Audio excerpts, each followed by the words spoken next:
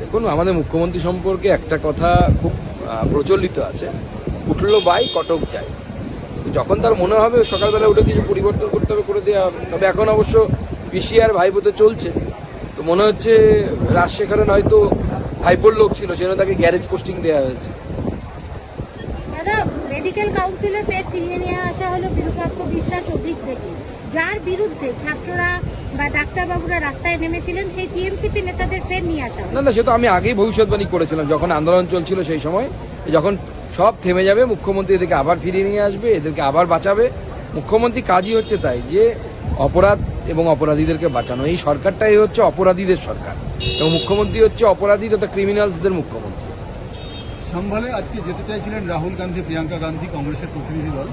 Uttar Pradesh police তাদেরকে বর্ডারে আটকে দিল।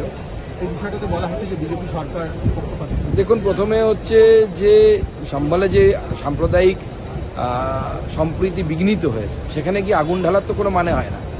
সবে লোকসভার সাংসদ নির্বাচিত হয়েছেন প্রিয়াঙ্কা গান্ধী, আগে তো লোকসভাতে আসুন, লোকসভাতে কি করতে হয় সেটা শিখুন, তারপরে না হয় সাম্ভালে গিয়ে সামলাবেন। আগে এখানেই সামলাতে পারছেন না, মধ্যপ্রদেশ হেরে গেলেন, ঘর সামলাতে পারছেন না, হরিয়ানা হেরে গেলেন, এখন আবার সাম্ভাল সামলাতে যাচ্ছে। নিয়ে রাখছি আমি।